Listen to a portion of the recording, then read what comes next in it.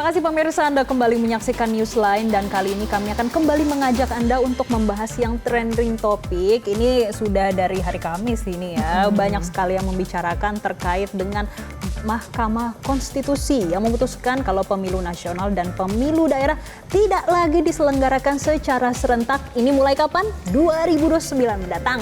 Jadi meskipun keputusannya sudah dari minggu lalu pemirsa, tapi ternyata sampai sekarang ini masih menjadi perdebatan dan juga pembahasan dari masyarakat ya, karena mereka masih bingung sebenarnya. Kita pun juga sebenarnya masih agak mengandai-andai ya ini seperti apa nantinya kalau sudah ditetapkan, karena ketetapannya itu adalah Pilpres untuk pemilihan presiden dan juga untuk DPR ini di tahun 2029, tapi untuk DPRD di tahun 2000 berapa tuh berarti 2030 atau 2031 gitu ya, karena 2 tahun sampai 2,5 tahun ke depannya. Nah, berarti akan ada perpanjangan jabatan. Itu kan yang dipertanyakan oleh masyarakat sebenarnya ya. Ini gimana nih? Jadi pemirsa, putusan ini memang sudah tertuang dalam amar putusan nomor 135/PUU strip 22/2024 yang merupakan hasil uji materi ini dari Perludem terhadap Undang-Undang Pemilu dan juga Undang-Undang Pilkada, di mana MK mengabulkan sebagian permohonan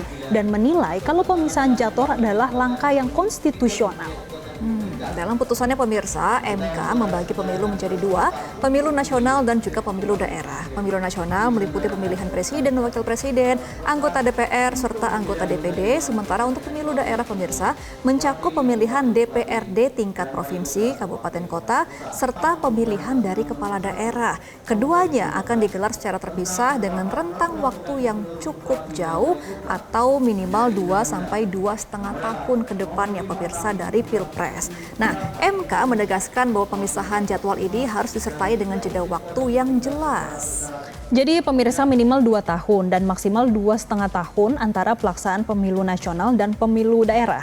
Oke, artinya jika pemilu nasional digelar pada tahun 2029, maka dari itu pemilu daerah berikutnya baru bisa digelar paling cepat di tahun 2031. Dan Mahkamah menyebut kalau keputusan ini bertujuan untuk meningkatkan kualitas demokrasi dengan mempertimbangkan beban pemilih dan kesiapan teknis. Karena memang selama ini pemilu serentak dinilai membuat masyarakat kesulitan untuk memahami dan juga menilai calon secara menyeluruh.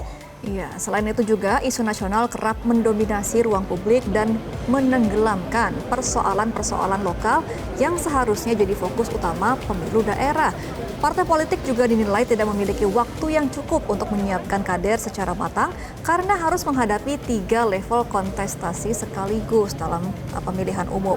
Nah, untuk mendukung pemisahan jadwal tersebut, pemirsa, MK meminta DPR dan pemerintah menyusun skema transisi bagi kepala daerah dan juga anggota DPRD hasil pemilu di tahun 2024. Jadi tujuannya supaya masa jabatan para pejabat daerah ini bisa disesuaikan dengan pemilu daerah pasca 2029.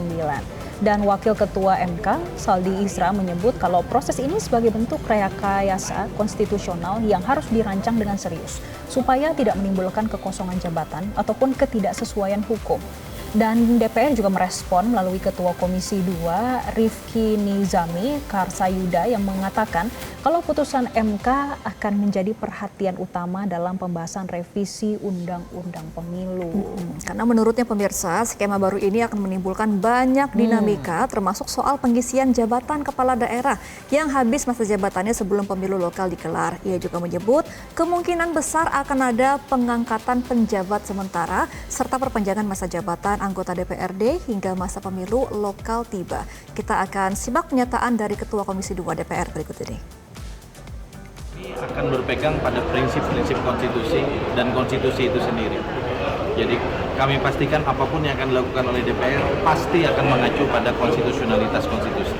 Tapi kan kontradiktif Bang, putusannya dengan dari UUD. Ya, itu lagi kita lagi betul-betul kita kaji yang kali ini, karena kita juga tidak mau sekonyong-konyong melaksanakan, tapi kemudian justru dalam pelaksanaan itu kita berpotensi untuk kemudian melanggar aturan. Ambil contoh ya, sederhana. Oke, jadi masih banyak pro dan kontra ya Jessica, termasuk dari partai politik dan juga ada beberapa dari fraksi DPR. Nah, kalau Partai Nasdem pemirsa menilai putusan MK terkait pemisahan pemilu serentak menjadi pemilu serentak nasional dan pemilu serentak lokal sebagai putusan yang menyalahi konstitusi. Jadi Nasdem menilai putusan MK yang memisahkan skema pemilihan presiden, DPR RI, DPRD RI dengan kepala daerah dan DPRD adalah melanggar Undang-Undang Dasar Negara Republik Indonesia 1945. Sistem pemilu berdasarkan putusan MK yang mengambil posisi positif legislator harus dirunut sejak putusan MK yang memerintahkan Pilpres dan Pileg serentak yang pertimbangannya bukan didasarkan tafsir konstitusional yang berdasar risalah pembahasan terkait pelaksanaan pemilu dengan 5 kotak termasuk kotak DPRD provinsi dan kabupaten kota. Namun dalam putusan MK kali ini MK menegasikan pertimbangan pemilu 5 kotak yang didasarkan pada tafsir konstitusionalitas MK sendiri dengan memisahkan pemilu nasional dan pemilu daerah. Oleh karena itu, krisis konstitusional ini harus dicarikan jalan keluarnya agar semua kembali kepada ketaatan konstitusi di mana konstitusi memerintahkan pemilu dalam hal ini Pileg dan Pilpres dilaksanakan setiap 5 tahun sekali tanpa ada perintah sistem pemilu seperti apa yang dijalankan sehingga pilihan sistem penyelenggaraan harus kembali menjadi open legal policy sesuai dengan yang dimaksud oleh konstitusi itu sendiri. 9. MK tunduk pada batas kebebasan kekuasaan kehakiman dan tidak mempunyai kewenangan untuk menetapkan norma baru, apalagi membuat putusan merubah norma konstitusi Undang-Undang Dasar Negara Republik Indonesia 1945.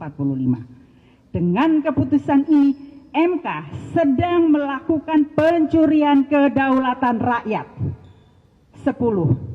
Partai Nasdem mendesak DPR RI untuk meminta penjelasan MK dan menertibkan cara MK memahami norma konstitusi dalam mengekspresikan sikap kenegarawanannya yang melekat pada diri hakim. Jelajahi cara baru mendapatkan informasi. Download Metro TV Extend sekarang.